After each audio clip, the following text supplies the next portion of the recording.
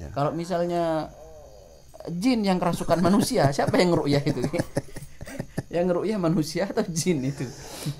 Apakah ada gitu di bangsa jin ini kerasukan manusia gitu? Barangkali ada. Tapi masa pas kebanyakan jin, nggak mungkin kebanyakan jin mengganggu manusia. Kemungkinan setan.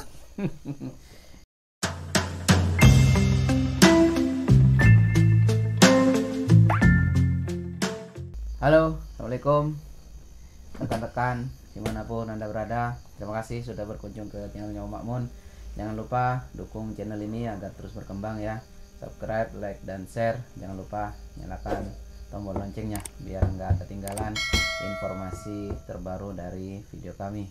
Teman-teman, kali ini saya sudah bersama Kimalik. Sableng. Kimalik. Oh, Kilamet Sableng. Beliau adalah praktisi supranatural dulu ya, khususnya aji-aji pengasihan. Saya penasaran sebetulnya karena Kimalik ini adalah bukan orang sini ya, bukan orang rumah saya asalnya, tapi orang desa jauh. Tapi sudah saya telusuri, ternyata Kimalik ini memang pelaku supranatural. Nah ini menarik, Kimalik mau bercerita seputar Nyi Blorong. Oh bukan Nyi Blorongnya pakai Nyi Roro Kidul. Gimana sih Ki sebetulnya Nyi Roro Kidul ini, apakah dia bangsa halus, bangsa kasar, atau setengah kasar setengah halus Ki? Gimana Ki? Nyi Roro Kidul bangsa halus. Oh, bangsa termasuk halus. di golongan jin. Dari mana Anda tahu Ki? Saya pernah ngelakonin ritual Melakukan ritual. selama 7 bulan. Ritual apa Ki? Ritual ingin ketemu sama yang rajanya jin Raja jin yang ada di Indonesia. Di Indonesia. Selama 7 bulan saya tunggu-tunggu, akhirnya datang.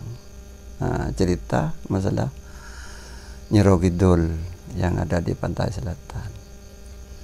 Memang ada Nyi Roro Kidul, tapi bukan sejenis manusia, makhluk halus. Bangsa jin ya Ki. Bangsa Kenapa jin. Nyi Roro Kidul ini milih pantai selatan Ki? Kok nggak pantai utara atau di sungai atau di tengah sawah atau di mana gitu Ki? Di jalan-jalan gitu. Kok milih pantai selatan Ki? Memilih pantai selatan itu Nyi Roro Kidul karena punya pikiran ingin menguasai, maksudnya ingin menikahi segala raja. Raja-raja paling ganteng, paling tampan, ingin dikuasai. Itu cuma nafsunya Nyi Roro Kidul. Tapi bisa diminta pertolongan. Loh, tapi kan dia bangsa jin Ki. Kok bisa mau menikahi bangsa manusia, raja itu Ya. bangsa manusia? Ada cerita dari makhluk halus juga. Nyi Roro Kidul pernah menikah sama Sunan Kalijogo, pernah. Cuma katanya, tapi sesungguhnya saya tidak tahu. Nyi Roro Kidul ini pernah menikahi raja-raja yang ada di Jawa, pernah. Bahkan Nyi Roro Kidul punya anak yang bernama Anjani. Oh, bukan anak haram tapi ini Ki. Tidak tahu juga.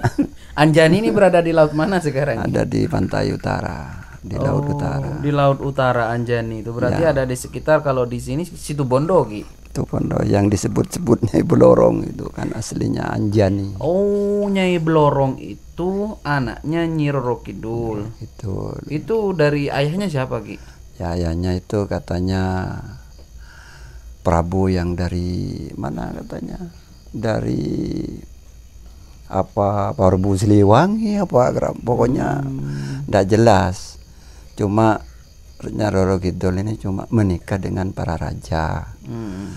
Pernah menikah dengan Sunan Kalijogo, pernah katanya. Kabarnya ya, Ki. Kabarnya. Kabar jin, bukan Kabar kabar burung jin. ya pemirsa ya. Cuma namanya mitos. Terus Anjani ini apa kerjanya di Kerjanya. di Laut Utara? Apa bantu orang majeng Kan gitu? Anjani itu Mi cuma ngalak terep apa? kerjanya ya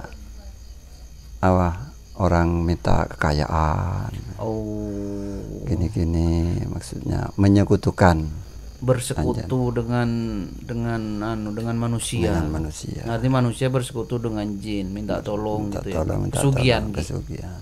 Tapi kalau sebenarnya Nyai Roro Kidul itu aslinya ada yang nyebut Nawangsari. Oh, nama aslinya. Ada yang nyebut itu istrinya apa yang jadi Daka Tarub.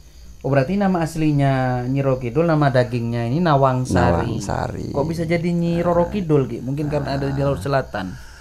Kidul itu kan selatan, Ki. Ceritanya itu panjang-panjang sedikit. Nah, Nyi Roro Kidul itu turun dari kayangan mandi sama saudara-saudaranya. Akhirnya selendangnya diambil sama sama Jaka Tarub. Akhirnya ndak bisa naik lagi.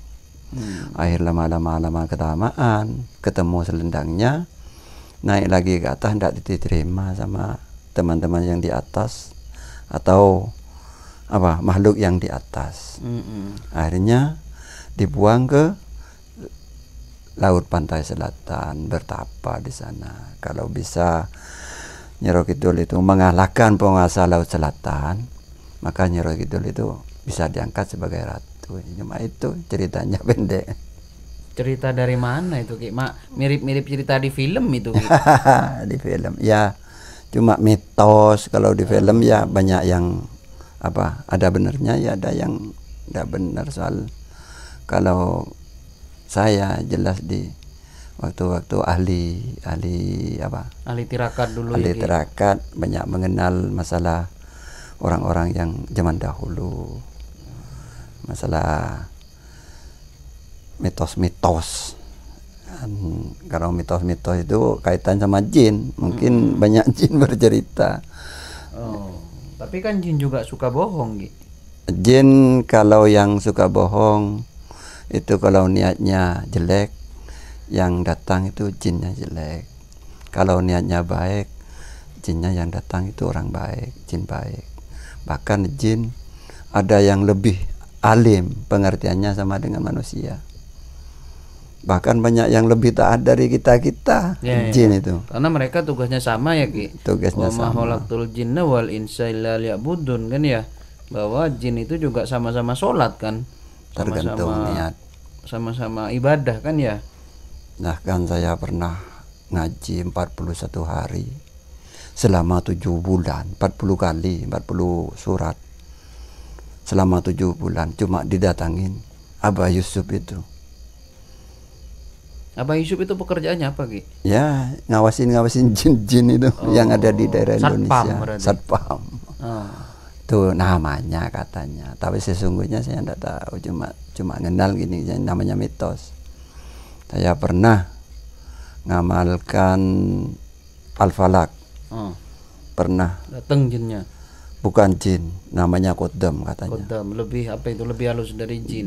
Lebih halus, tapi bilang kodamnya, kalau sampean bisa dikuasai sama saya, maka sampean bisa diperintah saya. Kalau sampean bisa menguasai saya bisa diperintah sampean.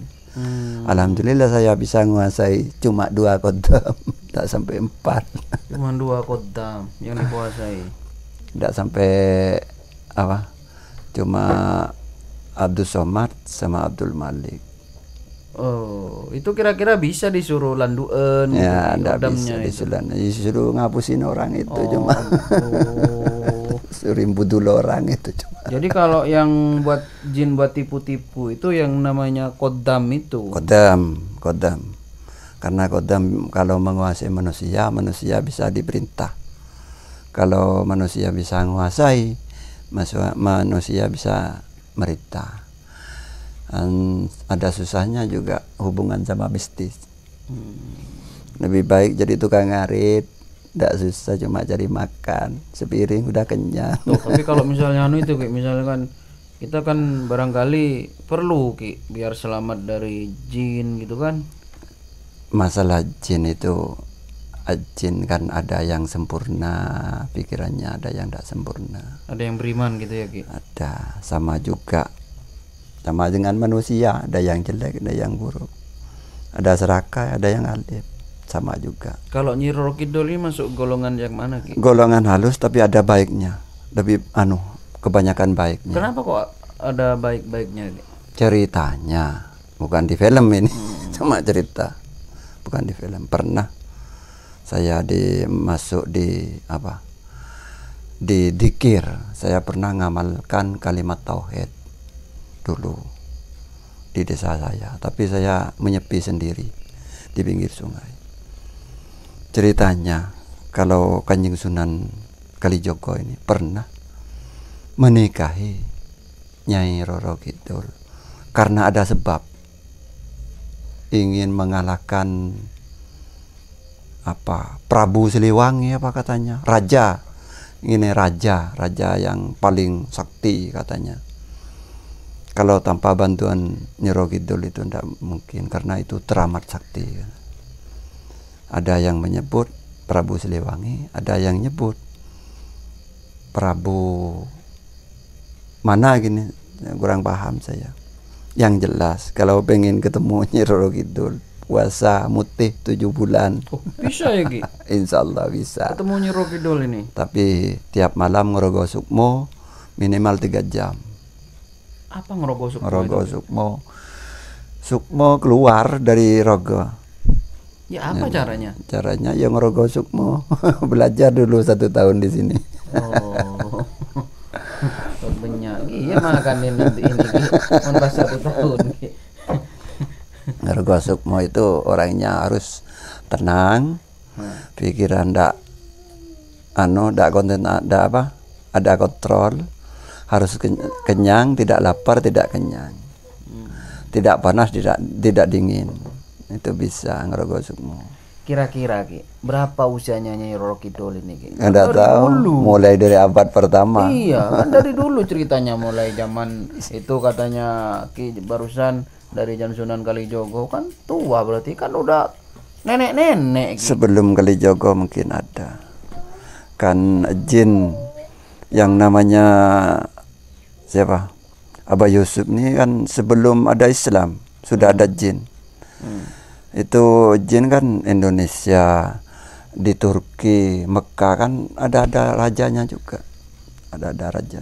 Sampai sekarang masih raja ya Ki? Raja. Kalau orang Jawa bilang Nyi Roro Kidul itu istrinya Joko Tarub tapi di film. Nawang Sari gitu. Tapi aslinya keturunan raja. Nyi Roro Kidul. Nyi Roro Kidul. Itu aslinya dibuang. Kalau yang aslinya Roro Kidul itu memang ada. Berarti kalau turunan raja dia dari bangsa manusia Ki? Dari manusia, bangsa manusia. Tapi itu mulai dari kecil keluar langsung bisa bicara. Itu ceritanya. Kalau dari bangsa manusia kok nggak mati Ki? Nggak mati kan, itu sudah dinobatkan jadi Raja Jin. Raja Pantai Selatan. Bohong.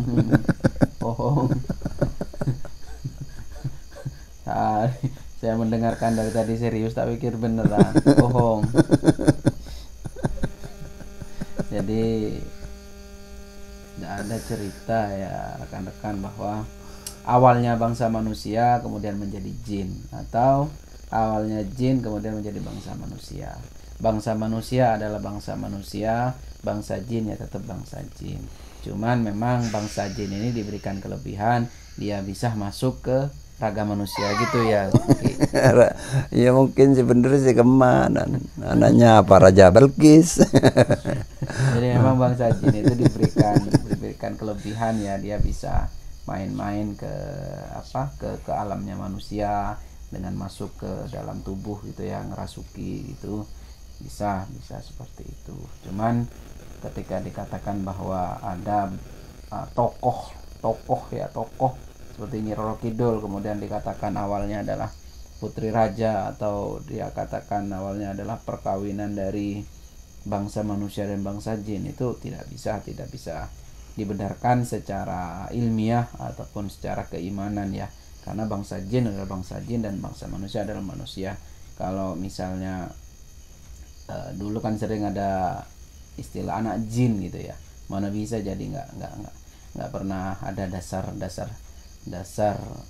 hukum yang membenarkan ya. Barangkali saya masih kurang paham ya.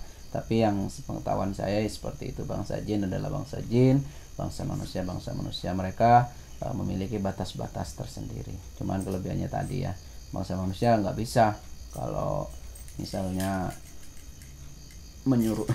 menyusupi bangsa jin gitu ya. Nanti bingung gitu. Kan sekarang yang banyak kerasukan kan orang kerasukan jin. Kemudian diru'yah gitu. Ya. Yang meru'yah manusia. Ya. Kalau misalnya jin yang kerasukan manusia, siapa yang ngeru'yah itu? Yang ngeru'yah manusia atau jin itu? Apakah ada gitu di bangsa jin ini kerasukan manusia gitu? Barangkali ada. Masa pas kebanyakan jin? Nggak mungkin kebanyakan jin mengganggu manusia. Kemungkinan setan. Ya biasanya bangsa jin suka bohong ya rekan-rekan. Kalau misalnya dia masuk ke tubuh manusia, itu berarti dia dalam posisi mengganggu. Jadi kalau dia sudah berani mengganggu, berarti apa yang dia sampaikan biasanya bohong. Jangan mudah percaya sama jin-jin yang kemudian masuk ke tubuh manusia, kemudian dia bercerita panjang lebar, kemudian ngaku ini, ngaku itu, atau ngaku cerita, jangan dipercaya. Kenapa? Karena sejatinya dia adalah seorang pengganggu. Kenapa? Karena mengganggu manusia. Jadi dia sebetulnya bukan jin yang betul-betul beriman gitu ya. Karena kalau memang jin dan dia beriman, dia nggak akan mengganggu manusia, karena jelas ayatnya, wa ma khalaqtul jinna wal insa liya'budun, bahwa tidak diciptakan jin manusia kecuali bertakwa. Jadi mereka memiliki tugas yang sama dengan manusia, yaitu bertakwa. Oke, rekan-rekan, itu demikian sekelumit kisah tentang Nyi Roro Kidul ya, dari versi Kilamet Sableng. Bagi rekan-rekan yang ingin tahu cerita dari Ki Lamet ini, atau ingin tahu seberapa dalam keilmuan Ki Lamet ini, bisa di kolom komentar ya. Kita akan buktikan keilmuannya seberapa dalam tentang supranatural, terutama terkait dengan mitos, pelet, jin. Yang bisa menghilang dulu ini bisa menghilang katanya waktu masih muda. Waktu itu masih sering berhadapan dengan polisi hutan ya Ki ya. Sering dikepung gitu. Ini tetangganya yang cerita rumahnya Ki Malik dikepung. Tahu-tahu Ki Malik ke Ki Lamet ini sudah tidak ada di dalam rumah gitu. Tetangganya dulu ketika saya telusuri. Oke, teman-teman, bagi yang ingin tahu banyak tentang mitos apapun atau ilmu apapun, kanuragan atau yang lain terkait dengan jin ya, silakan di kolom komentar. Jangan lupa subscribe, like dan share, nyalakan loncengnya untuk mendukung channel ini. Demikian, assalamualaikum warahmatullahi wabarakatuh.